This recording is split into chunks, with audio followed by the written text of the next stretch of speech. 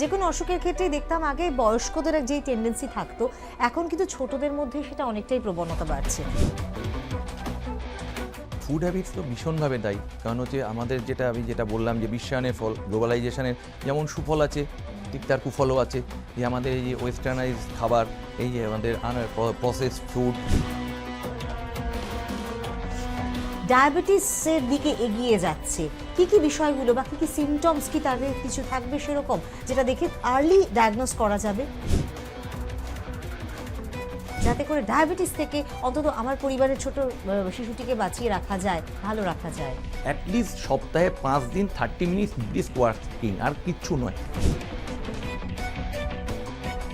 যে আমাকে ট্রেডমিলে যেতে হবে, আমাকে কোনো হাই প্রোফাইল জিমে যেতে হবে, কিছু না, জাস্ট সিম্পল হাঁটো, তাই যথেষ্ট। যোগা করো বাড়িতে, যোগা ম্যাট কিনে, আর কিচ্ছু না।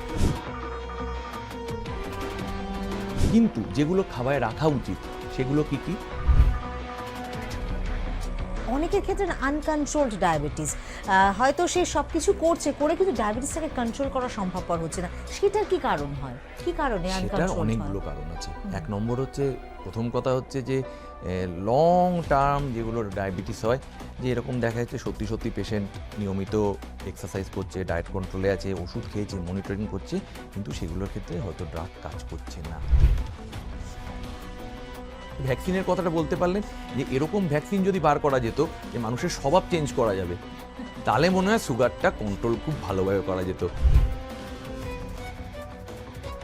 অনেক সময় দেখা যায় যে গর্ভাবস্থায় যারা রয়েছেন তাদের ক্ষেত্রে অনেক সময় ডায়াবেটিস ধরা পড়ে, বা সেটা কি কন্টিনিউ করে, বা শিশুর মধ্যেও কি সেটা সঞ্চারিত হয় সে ডায়াবেটিস তার সঙ্গে আবার যদি হাই ব্লাড প্রেশার থাকে, তাহলে তো আর কোনো কথাই নেই। লোকে সব অন্ধ হওয়ার সব থেকে কমন কারণ আজ পৃথিবীতে ওটা ডায়াবেটিস।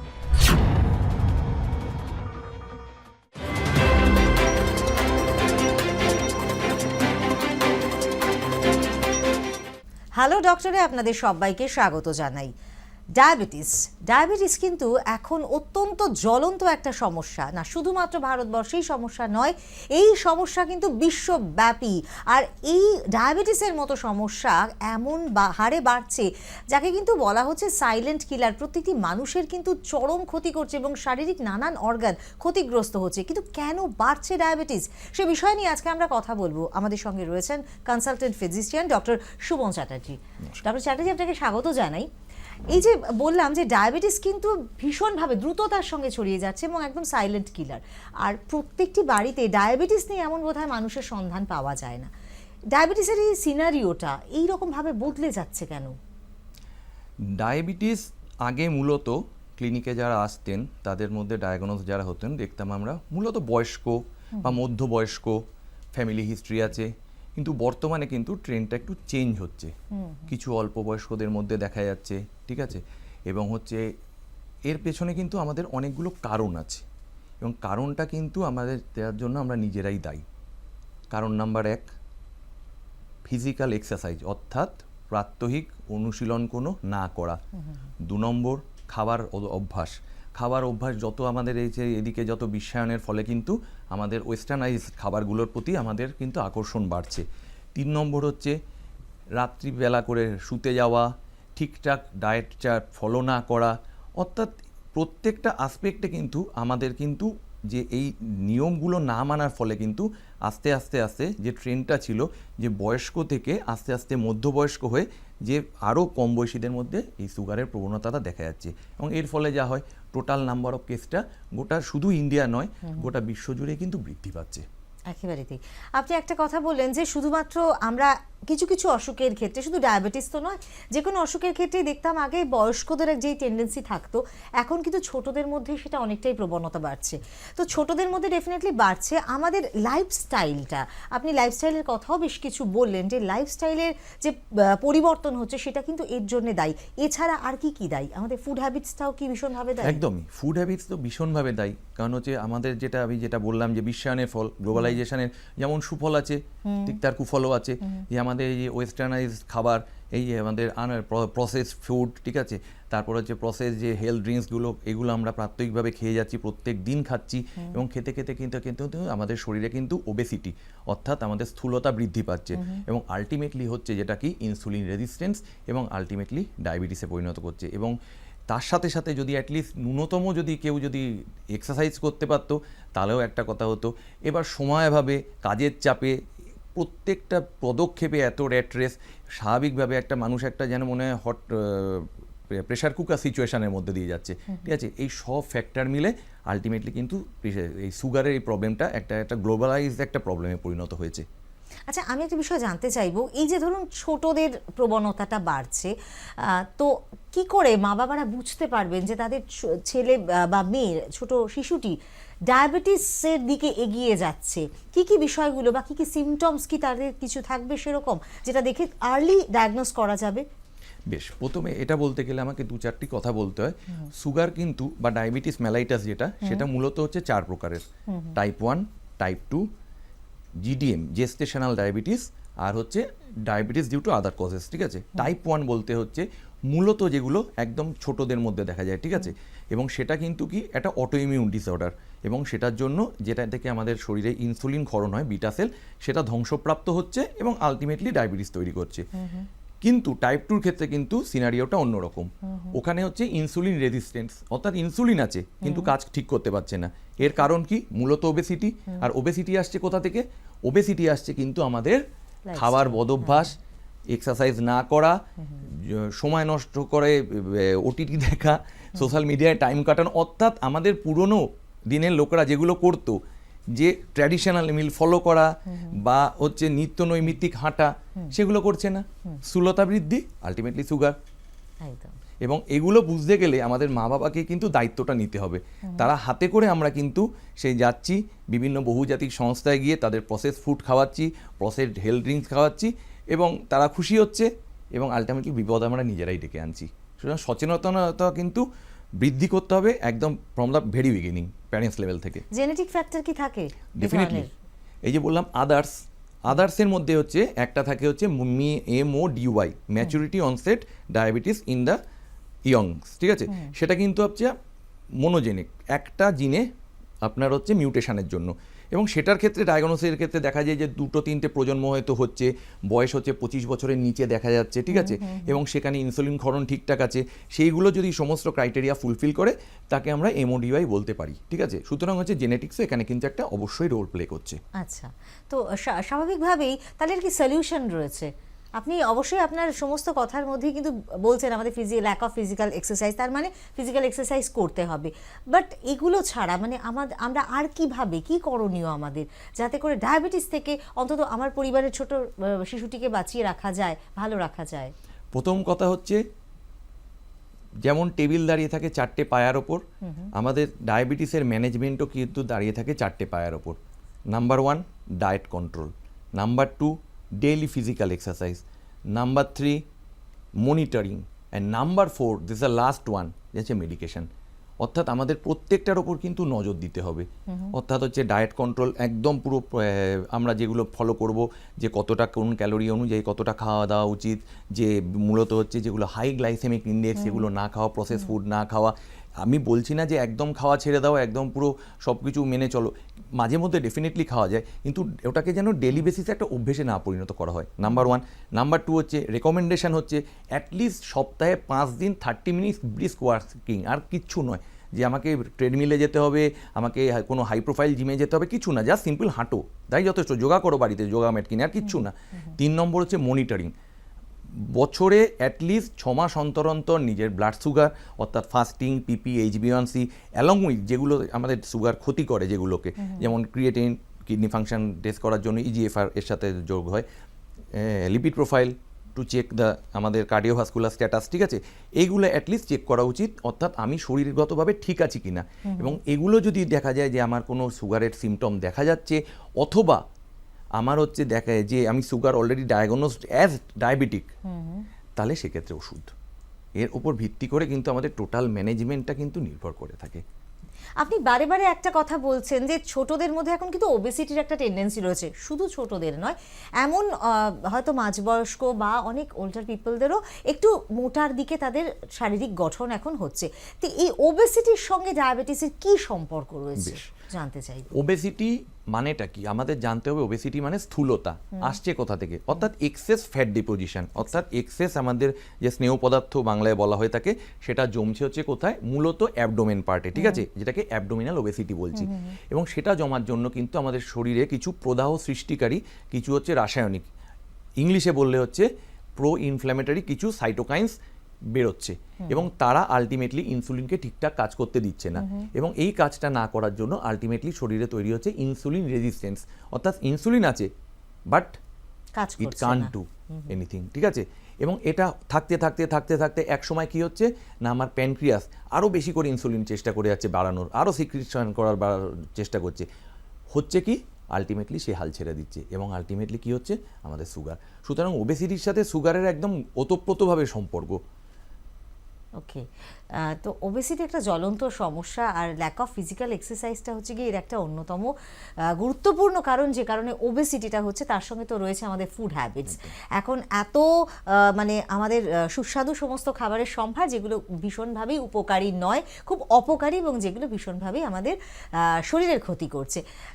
ডেফিনেটলি হ্যাঁ, এটা তো বলাই যায় যে মানে যেগুলো খুব লোভনীয় খাবার সেগুলোকে অ্যাভয়েড করা উচিত। বাট এই যে ফুড হ্যাবিটসটা, সেটা নিয়ে একটু জানতে চাইবো যে কী ধরনের খাবার ডায়াবেটিস সহ অন্যান্য শারীরিক অসুস্থতার জন্য আমাদের নেগলেক্ট করতে হবে বা কোনগুলো খেতে হবে। প্রথম কথা হচ্ছে যেটা হচ্ছে হাই গ্লাইসেমিক ইন্ডেক্স যে খাবারগুলো, সেগুলোকে অ্যাভয়েড করা। এটা হচ্ছে কার্বোহাইড্রেটের ক্ষেত্রে। আমি অত পরিমাপের ক্ষেত্রে যাচ্ছি না, অত পরিমাপ হয়তো সবসময় মেনটেন করা সম্ভব না, যে টোটাল বেসিক্যালি রেকমেন্ডেশন হচ্ছে টোটাল ক্যালোরির 10 to 15% ইন এ ডায়াবেটিক পেশেন্টের should be from the carbohydrates, ঠিক আছে। আমি অত কথায় যাচ্ছি না, কিন্তু যেগুলো খাবারে রাখা উচিত সেগুলো কি কি, যে বেসিক্যালি একটা নিয়ম আছে যে একটা প্লেটের half plate should be of vegetables, vegetable মানে গ্রিন লিফি ভেজিটেবলস, 1/4 র না cooked?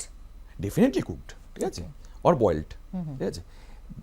1/4 that mean 1/4 should be from carbohydrate, okay, white rice, okay, it can you can grab some oats, okay, whole grain, and 1/4 from the proteins, okay.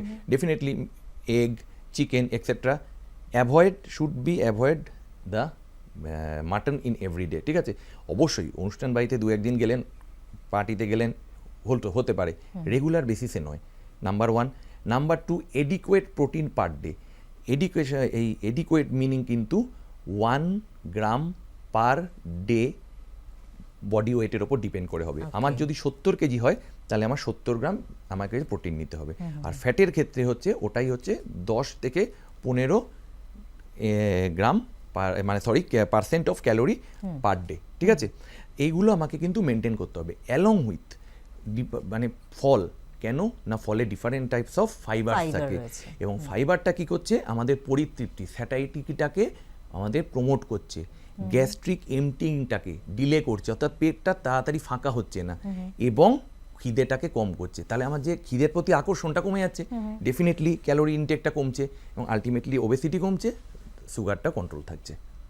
এটা খুব সুন্দর একটা diet plan কিন্তু maintain করতে হবে diabetes থেকে দূরে থাকতে গেলে। এবং এই যে ডায়েট প্ল্যানটা আমার মনে হয় শুধুমাত্র ওবেসিটি তো নয়, এবং এই প্রসঙ্গে আরেকটা জিনিসও বলা উচিত যে শুধুমাত্র কিন্তু আমাদের এই দৈনন্দিন কাজের চাপে কিন্তু আমাদের হয়তো সবসময় এই ডায়েট প্ল্যান মেনটেন করা সম্ভব হয় না, এবং এটাকে কিন্তু অনেকটা আমরা যে ফুড সাপ্লিমেন্টেশনগুলো পাওয়া যায় সেগুলো দিয়েও কিন্তু আমরা এটাকে অনেক সময় কভার আপ করতে পারি, কারণ এগুলো মূলত হচ্ছে high quality of proteins, multiple source from the proteins, okay, low glycaemic index and definitely of the high fibre, এবং এগুলো কিন্তু প্রত্যেকটা আমাদের শরীরের পক্ষে ভালো সুগার লেভেল কন্ট্রোল করার জন্য।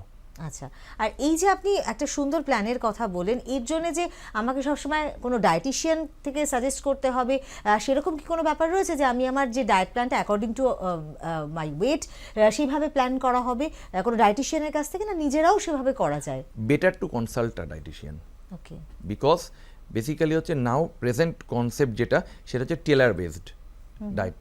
আমার একটা খাবার নাই পছন্দ হতে পারে, সেটা হচ্ছে ডাক্তারবাবু বা আপনি ফ্রম ইউটিউব জানলেন আমি খাচ্ছি কিন্তু আমার ভাল লাগছে না, the adherence rate should be low, আমি বেশি দিন ওটাই কন্ট্রোল করবো না, আমি আগের অভ্যেসে ফিরে যাব। Better to consult a dietician. আপনি আপনার ক্রাইটেরিয়ার কথা বললেন, তিনি একটা বেছে দিলেন, আপনি কিন্তু এটাকে সানন্দে গ্রহণ করবেন এবং সেই ডায়েটটা হচ্ছে প্রপার ডায়েট হবে। এক্স্যাক্টলি। আচ্ছা, এই যে ডায়াবেটিসের অনেকের ক্ষেত্রে কি হয়, ডায়াবেটিসটা সব কিছু করা হলো, মানে ওষুধ খাচ্ছে, সে এক্সারসাইজ করছে, ডায়াবেটিসটা কন্ট্রোলে হলো, কিন্তু অনেকের ক্ষেত্রে না আনকন্ট্রোলড ডায়াবেটিস, হয়তো সে সব কিছু করছে করে কিন্তু ডায়াবেটিসটাকে কন্ট্রোল করা সম্ভবপর হচ্ছে না, সেটার কি কারণ হয়, কি কারণে সেটার আনকন্ট্রোলড হয়? অনেকগুলো কারণ আছে। এক নম্বর হচ্ছে, প্রথম কথা হচ্ছে যে লং টার্ম যেগুলো ডায়াবেটিস হয়, যে এরকম দেখা যাচ্ছে সত্যি সত্যি পেশেন্ট নিয়মিত এক্সারসাইজ করছে, ডায়েট কন্ট্রোলে আছে, ওষুধ খেয়েছে, মনিটরিং করছে, কিন্তু সেগুলোর ক্ষেত্রে হয়তো ড্রাগ কাজ করছে না, ঠিক আছে, রেজিস্ট্যান্ট হয়ে যায় দীর্ঘদিন কাজ করার ফলে, ঠিক আছে। তারপর হচ্ছে তার বিকজ হচ্ছে আমাদের যে ওষুধই খাই শরীরের ভেতর রিসেপ্টর আছে, সেখানে গিয়ে কাজ করে, ঠিক আছে, রিসেপ্টর কাজ করছে না, ফেলিওর, ঠিক আছে। সেক্ষেত্রে কিন্তু ওষুধ কিন্তু insulin, okay, insulin and insulin, but apart from insulin এখন অনেক ওষুধ বেরিয়ে গেছে, GLP-1 analogue, GIP analogues, they actually working together to control the sugar level as well as to control the weight. So they are the very promising and presently they will be launched in soon in this month. So দেখা যাক promising কি অবস্থা। সময়ের অগ্রগতির সঙ্গে সঙ্গে অনেক আধুনিক মানে চিকিৎসা পদ্ধতি এবং সেখানে অনেক আধুনিক মেডিসিনস আছে যেগুলো ভীষণভাবে উপকারী। তবে অনেকেরই একটা ধারণা যে আমার খাবার দাবারকে ডায়াবেটিসটা একটু ব্লাড টেস্ট করা হলো, দেখা গেল যে ডায়াবেটিসটা কন্ট্রোল আছে, তো ভাবলেন আমি ভালো হয়ে গেছি, তাহলে আমার তো আর ওষুধ খাওয়ার প্রয়োজনীয়তা নেই। এই যে ভাবনাটা, এটা কতটা হার্মফুল এবং এটা কি আদৌ এটা তো ভীষণ প্রাসঙ্গিক, এটা তো ভীষণই প্রাসঙ্গিক, বিশেষত ইন্ডিয়ার মতো দেশে। কিছু করণীয় নেই, এখানে দুটি তিনটি ফ্যাক্টর কাজ করে। একটা হচ্ছে আর্থসামাজিক, কারণ আমাদের যতই আমরা এগিয়ে যাই না কেন, আমাদের একটা portion of people actually from the lower socio economic zone, যখনই তারা দেখছে যে আমার সুগার কন্ট্রোল হয়ে যাচ্ছে, ওষুধটাকে ডিসকন্টিনিউ করে দেয়। এবং এর একজন আছে, তারা হচ্ছে ফ্রম দ্য পিয়ার প্রেশার, বিভিন্ন বন্ধুদের মতামত নিয়ে ছেড়ে দিল, দেখি কিছুদিন, আলটিমেটলি বাড়িয়ে ফেলে। এবং এই ক্ষেত্রে কিন্তু তখন কন্ট্রোল করাটা সমস্যাদায়ক হয়ে যায়। সুতরাং আমি সবাইকে রিকোয়েস্ট করব, অ্যাটলিস্ট বছরে 2-3বার করে ডাক্তারবাবুর কাছে যান, ডায়েট চার্ট ফলো করুন, সপ্তাহে 5টা দিন সময় বার করে নিজের জন্য হাঁটুন, এবং বছরে অ্যাটলিস্ট 2বার ডাক্তারবাবু যে যে টেস্টগুলো বলবেন সেইগুলো করুন, যাতে আমরা একটু দীর্ঘ জীবন লাভ করতে পারি এবং ইন্ডিয়াকে অ্যাটলিস্ট সুগার মুক্ত করতে পারি কিছুটা হলেও।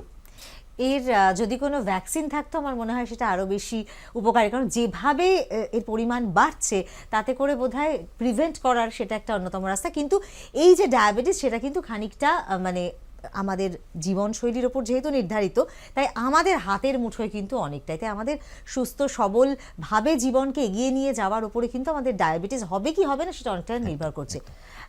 ডক্টর চ্যাটার্জি, আরও একটা বিষয় আমি জানতে চাইবো, সেটা হচ্ছে যে মানে ভীষণ আমাদের স্ট্রেস কাজ করে এই সময়, তো সেটা কতটা ডায়াবেটিসের সঙ্গে রিলেটেড, মানে স্ট্রেস কি আমাদের ব্লাড মানে রক্তে সুগারের মাত্রা কি বাড়াতে পারে বা শর্করার মাত্রা কি বাড়াতে পারে? স্ট্রেস মানে হচ্ছে আপনি যত স্ট্রেস করছেন তার আপনার অ্যাড্রিনালিন বৃদ্ধি পাচ্ছে, অ্যাড্রিনালিন বৃদ্ধি পাওয়া মানে হচ্ছে আপনার হচ্ছে অটোমেটিক্যালি সুগার লেভেল বাড়ানো, আপনার যেটাকে বলা হয় হচ্ছে ফ্যাট অক্সিডেশন বাড়ানো, ফ্রি র্যাডিক্যালস বাড়ানো, এগুলো প্রত্যেকটা গিয়ে কিন্তু ড্যামেজ করে কাকে?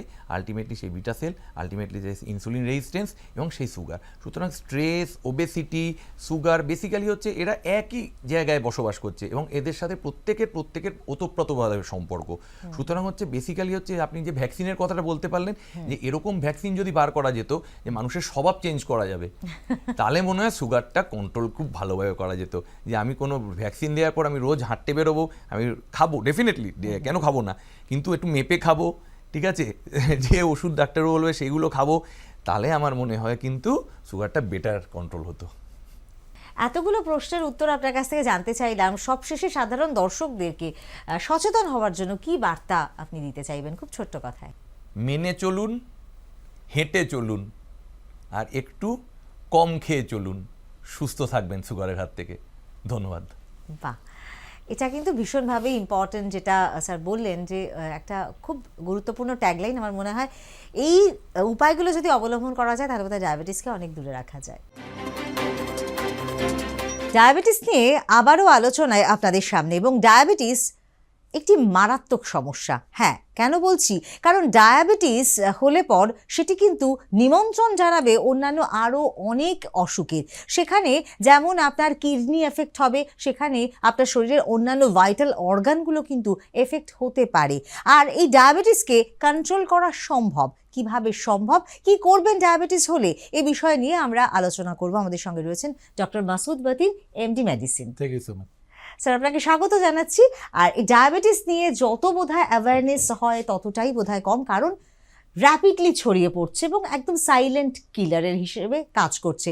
এবং এক একটি পরিবারে, মানে প্রত্যেকটি পরিবারে ডায়াবেটিস নেই এমন মানুষ বোধহয় খুঁজে পাওয়া খুব দুষ্কর। কেন বাড়ছে এত ডায়াবেটিস? অ্যাকচুয়ালি ডায়াবেটিস দুরকম আমরা জানি, যেটা কমনলি দু টাইপের হয়। একটা টাইপ 1, যেটা ইউজুয়ালি বাচ্চাদের কন্ডিশনে ধরা পড়ে, ওটাকে স্টার্টিং থেকে ইনসুলিন লাগে, ওটা কিছু করার নেই। ওখানে বিটা সেল বলে একটা হয়, যেখান থেকে ইনসুলিন বেরোয় শরীরে, ওটা নষ্ট হয়ে যায় কমপ্লিটলি। আর এবার যে 95% পেশেন্ট যে ওয়ার্ল্ডে আছে, ওটা টাইপ 2 ডায়াবেটিস। আর এই টাইপ 2 ডায়াবেটিস বংশতে চলে আর কি, ইট ইজ হেরিডিটারি ইউজুয়ালি। তো বাড়ছে কেন? বিকজ আমার যেটা মনে হয়, এখন আমরা যে আগে দেখতাম 50-55 ইয়ার্স এজে ডায়াবেটিস পেতাম আর কি, কিন্তু এখন 30 years, early 40s, even less than 30 years type 2 diabetes পাচ্ছি আর কি। মেন কারণগুলো যেটা আমার মনে হয় এখন, because of the life style actually, food habits. The food habits have become bad. খারাপ, মানে জাঙ্ক ফুড খাওয়া, হোটেলের ফুড খাওয়া, হোমমেড ফুডটা কম খাওয়া, বাড়িতে যেতেই পারছি না, কাজে আছি, সেডেন্টারি লাইফ, বসে কাজ করছি, এক্সারসাইজ নেই। তো এই সব মিলে আমার মনে হয় এটা আলটিমেটলি আমাদের জেনারেশন আর আমাদের কামিং জেনারেশনের মধ্যে ডায়াবেটিসের ইনসিডেন্স অনেক বাড়িয়ে দিচ্ছে আর কি। ডায়াবেটিস এত হচ্ছে এবং ডায়াবেটিস অদূর ভবিষ্যতে আরও বাড়বে, কিন্তু ডায়াবেটিসকে নিয়ন্ত্রণ করা সম্ভব? ডায়াবেটিসকে আমরা সবাইকে বলি is not a disease, it is a disorder, যেখানে মানুষের শরীরটাতে যা খাচ্ছেও সুগারটা রক্তর মধ্যেই চলাচল করছে, যেখানে লাগা উচিত, যেখানে এনার্জি দেওয়া উচিত, ওখানে যেতে পারছে না আর কি। তো ওটাকে ডেফিনেটলি কন্ট্রোল করা যাবে আর কি, বিকজ ডায়াবেটিস একা আসে না আর কি, এটা কম্বিনেশনে আসে আর কি। আজকাল আমরা বলি ওটাকে মেটাবলিক সিন্ড্রোম। ওটার মধ্যে আপনি দেখবেন কি ওই পেশেন্টেরই হয়তো ব্লাড প্রেশারও হাই থাকতে পারে, ওর বাজে কোলেস্ট্রলগুলো বেশি থাকতে পারে, ওর তার সঙ্গে যেটা আমরা দেখি মোটা হতে পারে, ওবিসিটি, এইসব জিনিস একটা প্যাকেজে চলে আসছে এখন। তো একটা জিনিসকে অ্যাটাক করলে হবে না। ডায়াবেটিসকে আমরা এই জন্য আর রোগ বলি না, একটা ডিসঅর্ডার বলি, মেটাবলিক ডিসঅর্ডার। তো ওটাকে অবশ্যই কন্ট্রোল করা যাবে। আর ওটার মধ্যে 4টে পিলার আছে কন্ট্রোল করার, যেটা আমরা সবাইকে বলি আর কি।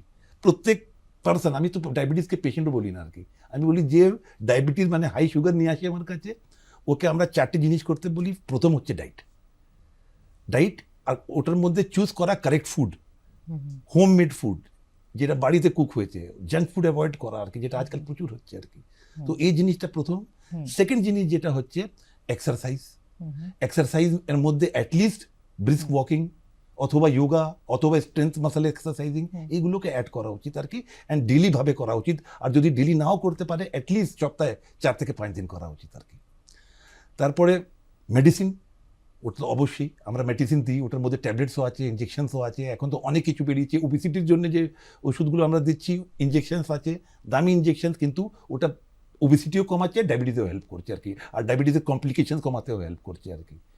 And last but not the least, what I feel, the motivation and regular checking of blood sugar. অনেকরা কী করে, আমরা তো ওষুধ খাচ্ছি অ্যান্ড আমার সুগার তাহলে ঠিক আছে, চেকই করে না। নিজে ব্লাড সুগার মনিটরিং বাড়িতে নিজে গ্লুকোমিটার দিয়ে করা উচিত, ওদেরকে কাউন্সিল করা উচিত, ওদেরকে শেখানো উচিত ওই জিনিসটা। তো আই থিঙ্ক এটা করলে আমরা অনেক কিছুই কভার করে এটাকে কন্ট্রোল করতে পারবো as far age diabetic epidemic is concerned. Exactly. আচ্ছা, এই যে ধরুন কারো শরীরে ডায়াবেটিস থাবা বসাচ্ছে, শরীরে হয়তো সে টেস্ট করলো না, কিন্তু এমন কিছু সিমটমস যেটা দেখে বোঝা যাবে যে ডায়াবেটিস আমার শরীরে আস্তে আস্তে বাসা বাঁধছে এবং সেটা আমাকে খারাপের দিকে নিয়ে যাচ্ছে, ব্লাড টেস্ট হয়তো করলো না সে, কি ধরনের সিমটমস হতে পারে? সব থেকে কমন যে ক্লাসিক্যাল সিমটম ডায়াবেটিসের, যেটা আমরা বইতে পড়েছি আর কি, ওটা হচ্ছে পলিইউরিয়া, পলিডিসপিয়া অ্যান্ড পলিফেজিয়া। আর ওটাকে এটা মেডিকেল টার্মস আছে, কিন্তু আমি এটাকে মাইনে বলে দিচ্ছি আর কি। পলিইউরিয়া মানে বেশি পেছাব যেতে হবে করতে, রাত্রিবেলায় পেছাবের জন্য উঠতে হবে আর কি, প্রচণ্ড জল চেষ্টা পাবে আর কি, জল খাবো কারণ হচ্ছে পেছাব বেশি হচ্ছে, জল চেষ্টা বাড়ছে আর কি। অ্যান্ড থার্ড জিনিস হচ্ছে পলিফেজিয়া, খিদে বেড়ে যাবে আর কি, প্রত্যেক সময় খাবার ইচ্ছে হবে, কারণ হচ্ছে শরীরে ওই গ্লুকোজ যেটা বডিতে ঘুরছে ওটা মাসেল বা যেখানে যাওয়া উচিত যাচ্ছে না, তো এনার্জিও পাচ্ছে না, এই জন্য খাবার খেতেটা অনেক বেশি হয়ে যাচ্ছে। এই তিনটে ক্লাসিক্যাল সিমটমস আর কি। তো এটাই নিয়ে ইউজুয়ালি মানুষের টেস্ট করতে যায় আর কি, কিন্তু তার অনেক আগে করা উচিত আমার মনে হয়। মানে যখনই সিমটমস গুলো দেখা যাচ্ছে তখন অলরেডি থাবা বসিয়ে দিয়েছে। মোস্ট প্রবলি, বিকজ এখন কি হয় মানে আনলেস এন্ড আনটিল আমরা কোনো অসুবিধা না ফিল করি, যেটা আমি দেখি, আমি নিজেকেও একটা ডাক্তার না ভেবে একটা মানুষ ভাবছি আগে, তো আমি ওয়েট করছি কি এই অসুবিধাগুলো পেলে হয়তো আমার ডায়াবেটিস থাকবে, কিন্তু এটা ভুল, এটা ভুল।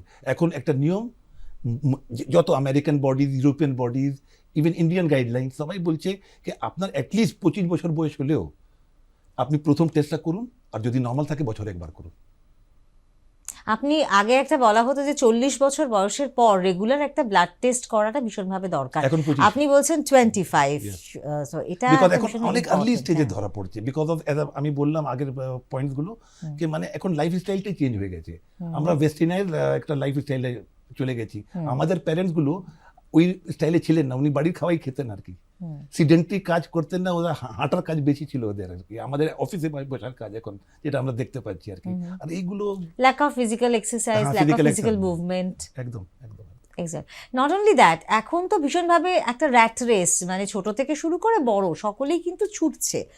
মানে এই যে একটা ছোটা, তার জন্য একটা স্ট্রেস কাজ করছে, পড়াশুনোর স্ট্রেস বাচ্চাদের, বড়দের কাজের ওয়ার্ক প্রেশার, বাড়িতে টেনশন, সব কিছু মিলিয়ে একটা টেনশন জর্জরিত জীবন। তো সেটাও তো ভীষণভাবে এফেক্ট করে, মেন্টাল ডিসঅর্ডার, বিগ ডিপ্রেশন। এটাতে আমি 100% আপনার সঙ্গে আছি। এখন যে স্ট্রেস লেভেলটা আছে বাচ্চাদের, ওইসব আমাদের ছিল না, তো এক্স্যাক্টলি আমাদের ছিলই না কিছু। এখন ওদেরকে মানে যেমন র্যাট রেস চলছে আর কি, মানে আমাকে ফার্স্ট আসতেই হবে, সেকেন্ড আসতেই হবে, আমাকে নিট ক্লিয়ার করতেই হবে, আমাকে ইঞ্জিনিয়ারিং এক্সাম ক্লিয়ার করতেই হবে। একটা ওদের নির্দিষ্ট উপরে- লক্ষ্যমাত্রা নয়, অনেকগুলো লক্ষ্য কিন্তু রয়েছে। একদম ওই জিনিসটা হয়তো আমরাও ফেস করিনি, কিন্তু এখন আমাদের পরে যে জেনারেশনগুলো, আমাদের বাচ্চাগুলো যারা আছে, ওদের উপরে স্ট্রেস লেভেল অনেক বেশি আর কি। আর আমরা বুঝতে পারি, এই জন্য আমরা চেষ্টাও করি যেন বেশি স্ট্রেসটা ওদেরকে না দেওয়া উচিত আর কি। আমি তো তাই চেষ্টা করি, আর সবাইকে আমি এটাই মেসেজ দেবো কি যেন বাচ্চাদেরকে উপরে বেশি চাপ দেবেন না আর কি। ওটার জন্য স্ট্রেস লেভেলও বাড়ছে, আর ডিজিজও বাড়ছে, আর সুসাইড রেটসও বাড়ছে আর কি। এক্স্যাক্টলি তাই। তো এই জিনিসটা মানে বাচ্চাদের উপরে চাপ না দিয়ে ওদেরকে ভালো করে কাউন্সিল করে বোঝানো উচিত, এটা প্যারেন্টসদের কাজ আর কি।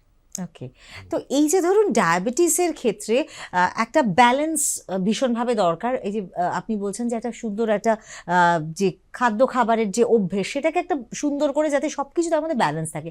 তো প্রোটিনটাও কি ভীষণভাবে ইম্পর্টেন্ট এই ডায়াবেটিস পেশেন্টদের ক্ষেত্রে, যাতে ডায়াবেটিস হয়ে গেছে বা যারা diabetes pro? Protein is very very important, because যাদের ডায়াবেটিস আছে অথবা যাদের ডায়াবেটিস নেই, যাদের ডায়াবেটিস নেই ওদের তো স্টিল প্রোটিন মাসটা আছে, আর যদি এক্সারসাইজ করে ওটাকে মেনটেন করতে পারে। কিন্তু যাদের ডায়াবেটিস আর কন্ট্রোল করছে না, তো ওর জন্য কি হচ্ছে কি সুগারটা যে প্রোটিন, ওটা মাসল, ওটাকে যদি মাসল হোক, এখানে হোক, যেখানে পায়ের মাসলস হোক, তো ওটাই রিপেয়ার করে আর কি, ওটাকে হেল্প করে টু গ্রো। এখানে প্রচুর লস হচ্ছে ওটা আর কি, বিকজ ডায়াবেটিস কন্ট্রোল আছে, ওখানে গ্লুকোজ রিচ করছে না যেখানে রিচ করা উচিত আর কি, ওটা গিয়ে এখানে ফ্যাটে জমছে আর কি, সেন্ট্রাল ওবেসিটি।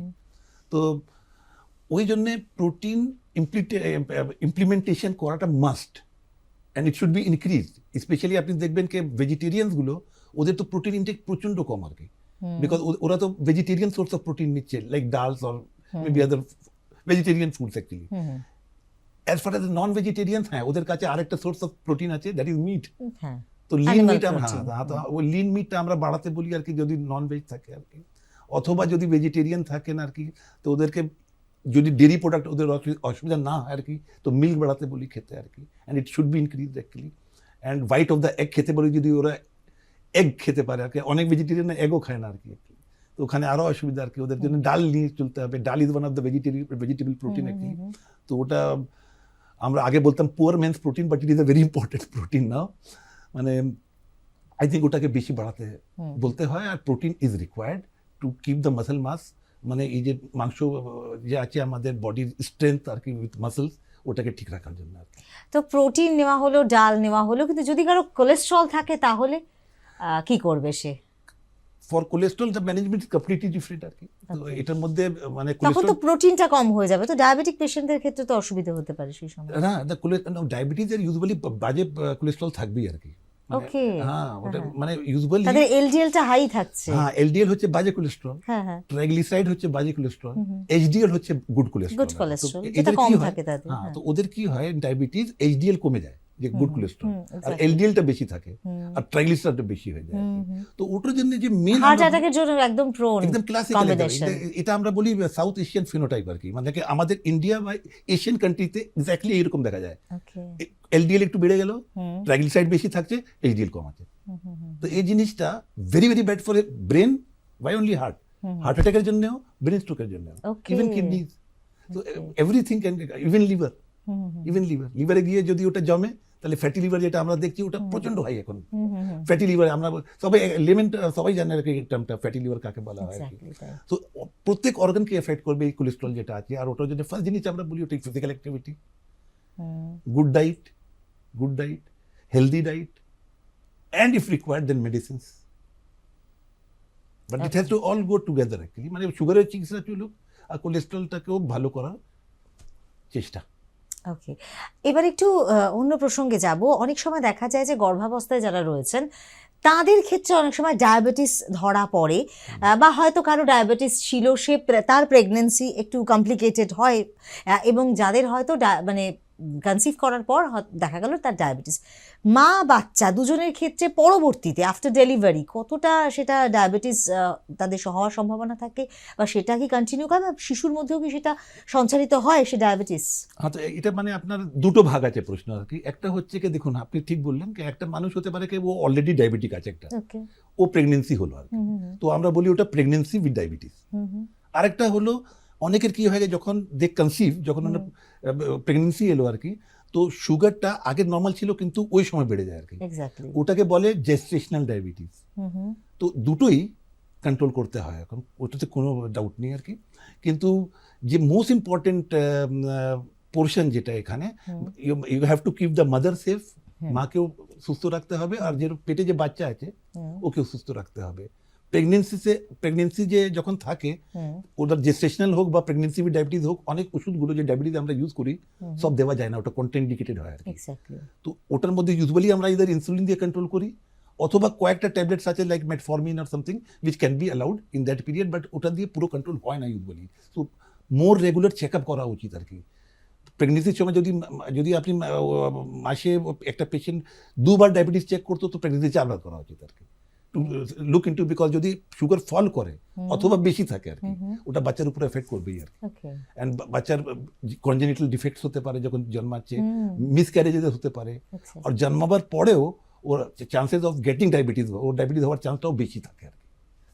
তো এই জন্য I think pregnancy and diabetes একটা পুরো চ্যাপ্টার আর কি, একটা বড় জিনিস, and you have to be very careful. Even যাদের সিম্পল ডায়াবেটিস তার থেকেও বেশি important to control in pregnancy and gestational diabetes. আমরা ডায়াবেটিস নিয়ে কথা বলছি, এবং ডায়াবেটিসের অনেক অনেক কমপ্লিকেশন কিন্তু দেখা যায়। কি কি কমপ্লিকেশন হতে পারে অবশ্যই আমি স্যার আপনার কাছে একটু জানতে চাইবো, কি কি ধরনের কমপ্লিকেশনস ডায়াবেটিস নিয়ে আসে? যদি সুগার অনেক দিন বেশি থাকে তাহলে আমরা বলি দু রকম টাইপের কমপ্লিকেশনস হতে পারে। একটা বলি মাইক্রোভ্যাসকুলার কমপ্লিকেশনস, ওটার মেনলি এফেক্ট করে চোখ, কিডনিজ আর নার্ভ। চোখে সব মানে অন্ধ হওয়ার সব থেকে কমন কারণ আজ পৃথিবীতে ওটা ডায়াবেটিস। ওকে, আর একটা গ্রুপ হচ্ছে ম্যাক্রোভ্যাসকুলার কমপ্লিকেশন, যেমন হার্টের শিরার মধ্যে চর্বি জমে, যাদের সুগার বেশি থাকে, ব্রেনের শিরার মধ্যে চর্বি জমে, আর তার সাথে মানে ওই পায়ের মধ্যে যে শিরাগুলো থাকে ওটার মধ্যে চর্বি জমলে ওটার মধ্যে হার্ট অ্যাটাকস, ব্রেন স্ট্রোক, আর এই যে ডায়াবেটিক ফুট যাকে বলি আজকে, যে কমনেস্ট কজ অফ অ্যাম্পুটেশন মানে পা কাটা, ওটা ডায়াবেটিস। তো এই দু টাইপসের কমপ্লিকেশন আর স্পেসিফিক টু ডায়াবেটিস আর কি। মাইক্রোভ্যাসকুলার চোখ, কিডনি আর নার্ভ, আর macrovascular increase heart attacks, increase brain stroke, আর পায়ের ডিজিজ, পেরিফেরাল ভ্যাসকুলার ডিজিজ, যাদের জন্য পা কাটতে হয়। ওকে, ডায়াবেটিস তার সঙ্গে আবার যদি হাই ব্লাড প্রেশার থাকে তাহলে তো আর কোনো কথাই নেই। ইউজুয়ালি ডায়াবেটিসের হাইপারটেনশন থাকেই, ব্লাড প্রেশার হাই থাকেই আর কি। হয়তো ভেরি রেয়ারলি আপনি পাবেন কি মানে পেশেন্টের সুগার অনেক দিন ধরে আলে কিন্তু ব্লাড প্রেশারটা নর্মাল আছে, খুব কম পাওয়া যায়। এটা দুটো একসঙ্গে প্যাকেজ আর কি। ওবেসিটিও থাকে, বাজে কোলেস্ট্রলও থাকে, তো এই জন্য এটাকে অ্যাটাক করা মানে হচ্ছে কি you have to control blood pressure also, সুগারটাকেও কন্ট্রোল রাখতে হবে, শুধু সুগার কন্ট্রোল করলে কোনো লাভ নেই। এইসব যে কোমরবিডিটি বলি হবে আমরা ওটাকে, comorbidity। সঙ্গে হ্যাঁ ওটা থাকে সব সঙ্গে, এটাকে একসঙ্গে অ্যাটাক করে ট্রিটমেন্ট করা উচিত আর কি। আর এই যে ট্রিটমেন্টের কথা বলা হচ্ছে বারবার করে, সাধারণত ডায়াবেটিসের ট্রিটমেন্টের ক্ষেত্রে অনেকই, আমি যদি একটু এখনো গ্রামাঞ্চলে কিন্তু সবাই চান যে একটু হার্বালি কিছু করে, অনেক রকম হার্বাল অনেক কিছু পাওয়া যায়, সেই জিনিস ব্যবহার করে বা হয়তো নিজেরাই তারা ঘরোয়া টোটকা করছেন সুগার কমানোর জন্য, সেটা কি আদৌ লাভ হয়? এটার উত্তরটা আমার জন্য দেওয়ার ডিফিকাল্ট, বিকজ আমার অ্যালোপ্যাথিক ডক্টর আছি আর কি। কিন্তু আমি যেটা জানি কি পৃথিবীতে এখন যারাই ট্রিটমেন্টে আছে আর কি, সেলিব্রিটি হোক নন সেলিব্রিটি হোক, ওবেসিটি কমানোর জন্যে, সুগারের জন্যে যা লাগে ওটা ওটা নেয় আর কি। যেমন আমি জানি ছোটবেলা থেকে ওয়াসিম আকরাম বলে একজন ফাস্ট বোলার আছেন আর কি পাকিস্তানের, তো উনি 15 ইয়ার্স না 16 ইয়ার্স বয়সে ওনার হয়তো ডায়াবেটিস ধরা পড়েছিল আর কি, আর ওটাও টাইপ 1, আর যেখান থেকে ইনসুলিনই ওরা ট্রিটমেন্ট আর কি। And he is taking insulin, ওই ইনসুলিন নিয়ে লাঞ্চ করতে যেত যখন টেস্ট চলছে, ইনসুলিন নিয়ে ওই সময় তারপরে এসে বোলিং করতো আর কি, ফিল্ডিং করতো। তো আমার মনে হয় হয়তো আমি খুব ভালো ডিটেলসে জানি না হার্বাল আর এসব আয়ুর্বেদিক আর ওটা ট্রিটমেন্ট, কিন্তু আমার মনে হয় যখন উই হ্যাভ এস্টাবলিশ ডেটা, যেখানে ডেটা মানে কি এভিডেন্স আছে কি এই ওষুধগুলো ভালো কাজ দিয়েছে আর সেফ আছে, তাহলে কেন ওটাকে ছাড়বো আর কি। ওকে, নিউট্রিশনাল সাপ্লিমেন্ট কিন্তু অনেকেই নিয়ে থাকেন, কারণ তাদের মানে এক্সট্রা তারা মানে সাপ্লিমেন্ট নিচ্ছেন যাতে তাদের কোন যে ঘাটতি থাকে সেই ঘাটতি পূরণ করার জন্য। তো সেইটা কি ডায়াবেটিস যাদের থাকবে তাদের ক্ষেত্রে নেওয়া উচিত, বা সেই ধরনের সাপ্লিমেন্ট নিলে তারা কি কোনোভাবে লাভবান হতে পারে, বা যদি আদার্স কোনো কোমরবিডিটি থাকে তারা কি নিতে পারে এটা আদৌ? আমার মনে হয় এটা খুব ইম্পর্টেন্ট রোল আছে এই সাপ্লিমেন্টসগুলো, কারণ হচ্ছে সাপ্লিমেন্টসের মাইনেটা বুঝুন আর কি, মানে ওটা ইউজুয়ালি কোটোতে পাওয়া যায় পাউডারের মতো, এটা অনেক মার্কেটে অনেক ব্র্যান্ডস পাওয়া যাচ্ছে, নানা রকম ব্র্যান্ডের নানা রকম হ্যাঁ, সাপ্লিমেন্ট হ্যাঁ। রয়েছে। তো এটা বেসিক্যালি কি করে কি যে আমার ডায়েটে যে আমার কমই থাকছে আর কি, যেটা আমি প্রোটিন পুরো নিতে পারছি না, যে ভিটামিনসগুলো আমি সব নিতে পারছি না, যদি আমি রোদে যাচ্ছি না ভিটামিন ডি তৈরি করতে পারছি না আর কি শরীরে, তো ওই জিনিসটাকে কভার করবে আর কি। তো এরা মিল রিপ্লেসমেন্ট নয়, এটা হচ্ছে in between as a supporter. তো আপনি ইউজুয়ালি আমরা কি করি কি 3টে মিল নিক, আর যে জিনিসগুলো ওনার কম থাকে, ওনার প্রোটিন বেশি দরকার, ভিটামিন ডি বেশি দরকার, ক্যালসিয়াম বেশি দরকার, ম্যাক্রোনিউট্রিয়েন্ট, তো ওদেরকে আমরা এটা কি করি কি বলে দিই কি ইদার আপনি এটা একটা কাজ করতে পারেন ব্রেকফাস্টের সঙ্গে, আর ব্রেকফাস্টটা অর্ধেক করে দিন, অর্ধেক এটা নিয়ে নিন সকালে একবেলা। আচ্ছা, অ্যান্ড অথবা যদি ওটা না থাকে আমরা একটা স্ন্যাক্স নিতে বলি ডায়াবেটিসে সবসময়, মর্নিং ব্রেকফাস্ট আর লাঞ্চের মাঝখানে একটা নিতে বলি, আর লাঞ্চ আর ডিনারের মাঝখানে একটা নিতে বলি। তো ওই কোনো একটা স্ন্যাকটাকে এই দিয়ে মানে ট্রান্সফার করে দিতে পারেন, চেঞ্জ করে দিতে পারেন, তাহলে এটাও চলে যাবে। Protein requirement this other thing যেটা আমরা অসুবিধাতে পড়ছি আর কি পেশেন্টকে দিয়ে, ওইগুলো সাপ্লিমেন্টেড হয়ে যাবে, ওদের নর্মাল বিলগুলো থাকবে। ওকে, তাহলে ঘাটতিটা যেটা থাকছে সেই ঘাটতিটা পূরণ হবে, তাই তো? আর আরেকটা বিষয় হচ্ছে যে এই সময়টাতে দাঁড়িয়ে আমরা জানি যে অনেক সময় এমন কিছু কিছু ফেস্টিভ থাকে যখন হয়তো মাসভর মানে খাওয়া দাওয়া, বিশেষত আমি যদি রমজানের কথাই বলি, সেই সময়টাতে না অনেকটা ফুড গ্যাপ থাকে যারা করেন রমজান। তো এইটা যদি ডায়াবেটিক কেউ যদি এই ধরনের ফাস্টিং করেন তো সেটা তাদের জন্য তো হার্মফুল হতে পারে। কি বলেন চিকিৎসক হিসেবে, আপনি কি পরামর্শ অবশ্যই এটা দেবেন? চ্যালেঞ্জ আর কি, এটা একটা চ্যালেঞ্জ অ্যাকচুয়ালি। যেমন ফাস্টিং আমি দেখেছি প্রত্যেক রিলিজনে আছে আর কি। ফর এক্সাম্পল জৈনটাতে আপনি দেখবেন ওদের অনেক কিছু ফাস্টিং প্যাটার্নস আছে, Karva Chauth, this are also fasting actually, ওদেরও 15 days 2 weeks ফাস্টিং থাকে আর কি। কিন্তু রমজানটা একটু আলাদা আছে, কারণ এখানে মানে আপনাকে পুরো 1 মাস ফাস্ট করতে হয় আর কি। আর আপনি যখন সানরাইজ থেকে মানে যখন সূর্যটা উঠছে আর সূর্য যখন নামছে বিকেলে, তখন অবধি ফাস্টিং রাখতে হবে আর কি। তো ন্যাচারালি যখন পেশেন্টের ডায়াবেটিস থাকে, তো আর যদি ওরা মেডিসিন নিতে থাকে, তো ওটাতে আমরা দেখি কি টাইপের মেডিসিন নিচ্ছে ফার্স্ট। কারণ দুটো রকমের মেডিসিন ইউজুয়ালি আমরা ইউজ করি ডায়াবেটিসে। একটা হতে পারে কি সুগার কমাতে পারে, কিন্তু সুগারকে ফল করাবে না, নর্মাল করতে পারে, ফল করাবে না। আর এক ধরনের মেডিসিন আছে, ট্যাবলেট হোক বা ইনজেকশনস হোক, যেটা সুগারকে ফল করে দিতে পারে আর কি। যেমন ইনসুলিন, যেমন অনেক কমন ট্যাবলেট আছে, গ্লাইনিস, গ্লিমিপ্রাইড, দিস দ্যাট, সালফোনিলিয়ার বলি আমরা ওটাকে, তো ওটা সুগার কমাতে পারে আর কি। তো যারা ওই ওষুধের উপরে আছে ওদেরকে আমরা টাইমিংটা চেঞ্জ করি ওষুধের। ওটাতে যারা যদি সকালে খালি পেটে নিচ্ছিল ইনসুলিনটা, ওটা বিকেলে যখন আফতারটা ভাঙছে আর কি, যখন খাচ্ছে আর কি, ওই সময় নিতে বলি আর কি। Okay. হয়তো ডোজও কমাই। অন্য মেডিসিনটা ইউজুয়ালি অত অসুবিধা করে না আর কি।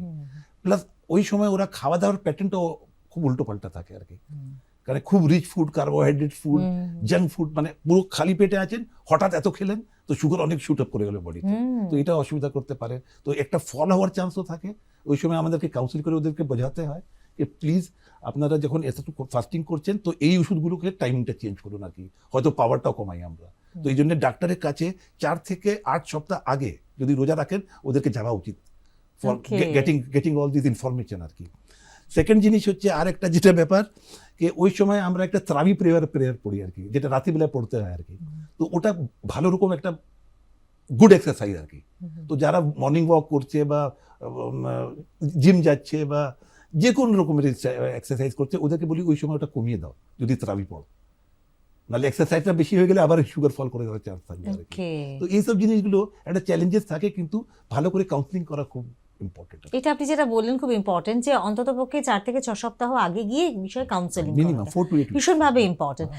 স্যার, আর একটা বিষয় হচ্ছে গিয়ে যে আমাদের ডায়াবেটিস নিয়ে অনেক মিসকনসেপশন আছে, ভুল ধারণা প্রত্যেকটি অসুখ সম্পর্কেই থাকে, বিশেষত ডায়াবেটিস নিয়ে তো রয়েছে। তো সেগুলো একজন চিকিৎসক হিসেবে আপনি মানে কি আইডেন্টিফাই করবেন এবং তার এগেইনস্টে কি বলতে চাইবেন এই যে দর্শকদের? মিসকনসেপ্টস আছে না, এটা মানে পেশেন্টের মধ্যে তো ছেড়ে দিন, ডাক্তারের মধ্যেও আছে আর কি। যেমন আমি একটা জায়গায় একটা মিটিংয়ে আমার রমজান অ্যান্ড ডায়াবেটিসের উপরে বলছিলাম, তো আমরা বলি যখন আপনি সকাল থেকে ফাস্টিং চালু করলেন, তাই তো, আর যখন ভাঙবেন বিকেলে, এই মাঝখানে অ্যাটলিস্ট যদি কোনো অসুবিধা নাও থাকে 2বার চেক করবেন সুগারটা, ওকে, প্লিক করে নিজের গ্লুকোমিটার দিয়ে, আর ওটা দিয়ে ফাস্টিং ভাঙে না, রোজা ভাঙে না। আর এটা পেশেন্টরাও 50%রা মানতে চায় না, ডাক্তাররাও জানে না, ওদের এই জন্য কাউন্সিল করতে পারছেন না পেশেন্টকে। কিন্তু এটা ক্লিয়ারলি লেখা আছে এখন রিলিজিয়াস বুকসেও আর মেডিকেল বুকসেও, যে মাঝখানে চেক করলে যখন ফাস্টিং পিরিয়ডে আছেন ওটা দিয়ে রোজা ভাঙবে না।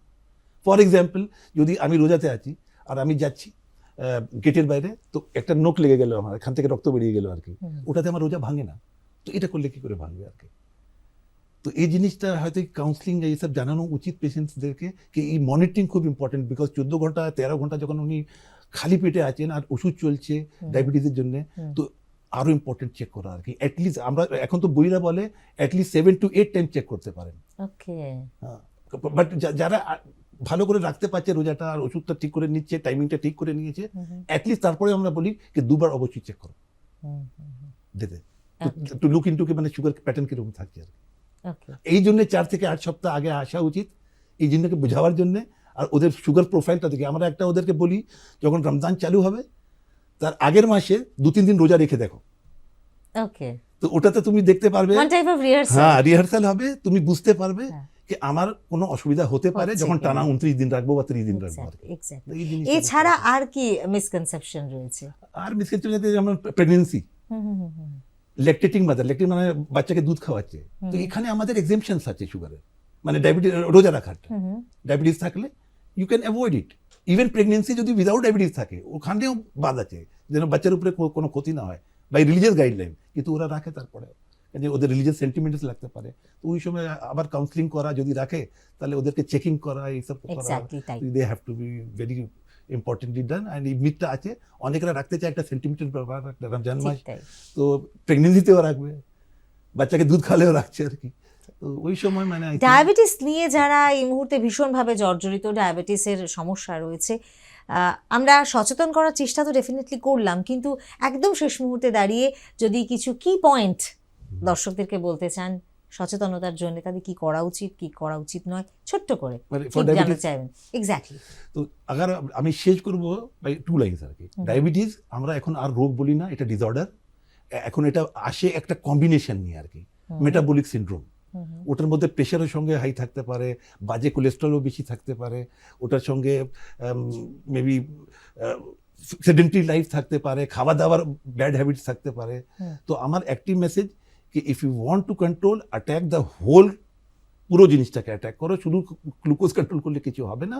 আর plus healthy food habits very important, exercise ছাড়বেন না, আর medicines as advise by the doctor and regular checkups.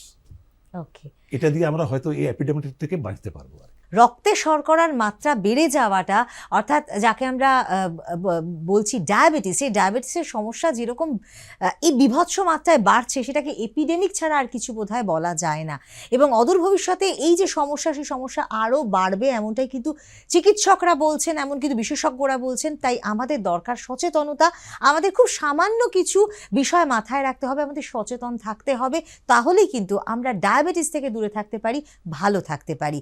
আর আপনারা সবাই ভালো থাকুন, সুস্থ থাকুন, এই কামনা জানিয়ে আজকের মতো শেষ করছি। নমস্কার।